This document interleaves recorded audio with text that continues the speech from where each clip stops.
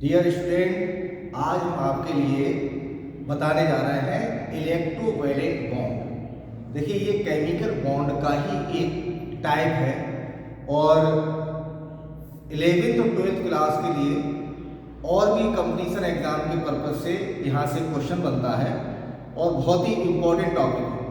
तो आज हम लोग करते हैं इलेक्ट्रोवैलेंट बॉन्ड।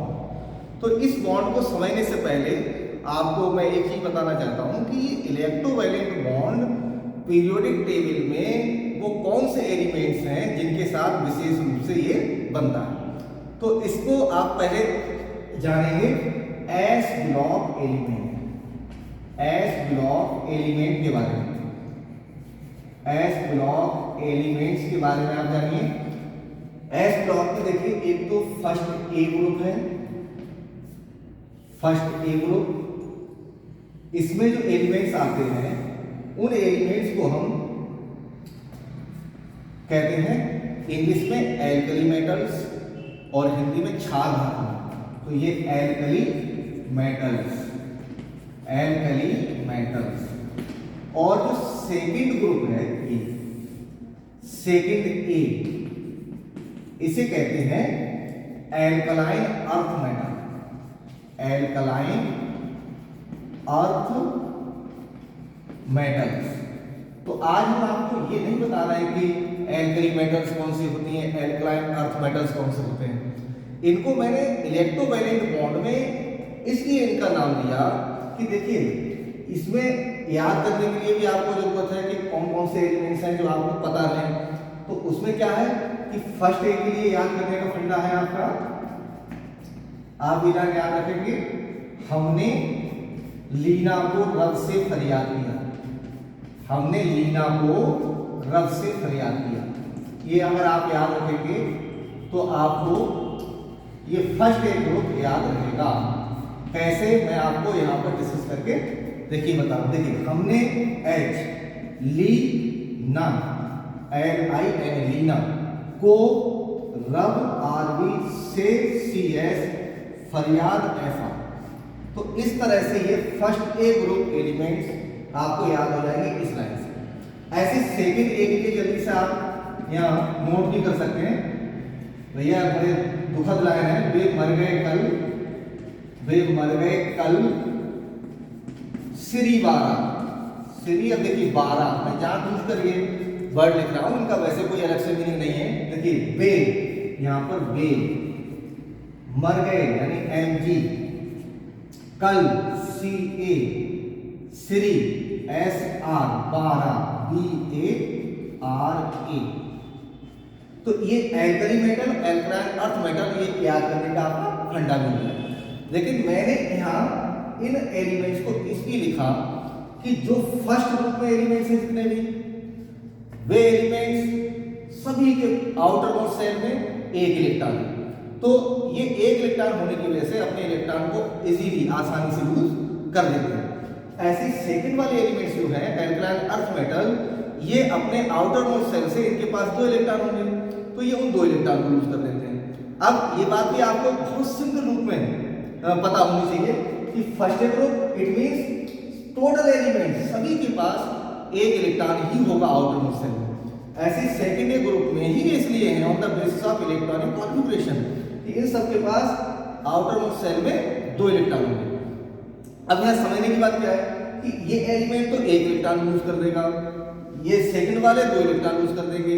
तो भैया ये लूज कर देंगे, दे देंगे, रिलीज कर देंगे, तो इनको लेगा कौन? तो ये लेगा कौन, गेन कौन करेगा? उसके लिए आपको याद रखना होगा, हम चलते हैं अभी थोड़ी देर के लिए पी ब्लॉक में, तब आपको इलेक्ट्रोवैलेंट बॉन्ड का बेसिक कॉन्सेप्ट क्लियर होगा। अब देखिए, मैं यहाँ रख रहा हूँ, देखिए पी ब्लॉक की बात करूंगा, जल्दी से जानेंगे। और पी ब्लॉक में भी मैं केवल उन्हीं एलिमेंट्स की बात करूंगा। देखिए 6A और 7A। अब आप कहेंगे सर पी ब्लॉक में तो 3rd, 4th, 5th, 6th, 7th सब है, लेकिन मैंने केवल 6 और 7 ही लिखे। क्यों लिखे?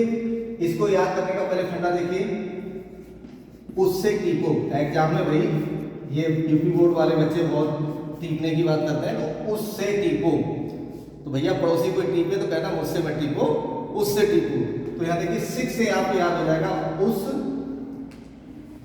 उससे टीपो, उससे टीपो। जो नए एलिमेंट्स लास्ट में जुड़े उनका अभी मैंने डिस्कस उनको नहीं करने जा रहा। उससे टीपो ये आपको 6 ए ग्रुप याद हो जाएगा। और हमारी बरेली में किसान भाइयों ने फसल बनाई है और उस फसल का जो आटा है तो वो कहलाता है फसल बरेली इंडियन आटा। तो केवल आपको याद करने के पर्पज से ऐसा बोला हूं, लेकिन फसल बरेली इंडियन आटा। अब जानेंगे, देखिए 6 ग्रुप। तो जब कोई भी एलिमेंट रिएक्ट करता है, चाहे वो कोवेलेंट बॉन्ड बनाए, चाहे वो इलेक्ट्रोवेलेंट बॉन्ड बनाए, चाहे वो कोऑर्डिनेट बॉन्ड बनाए, तो अपने इनर्ट गैस जैसा इलेक्ट्रॉनिक कॉन्फ़िगरेशन बनाना चाहता है।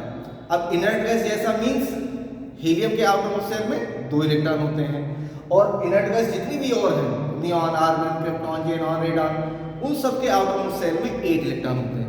तो ये एलिमेंट जब इलेक्ट्रॉन को ट्रांसफर करेंगे फर्स्ट वाले या सेकंड वाले, तो उन इलेक्ट्रॉन को लेने के लिए देखिए, अगर मान लिया ये सेकंड ए ग्रुप का एलिमेंट कोई ट्रांसफर करा, मान लिया Mg है, तो Mg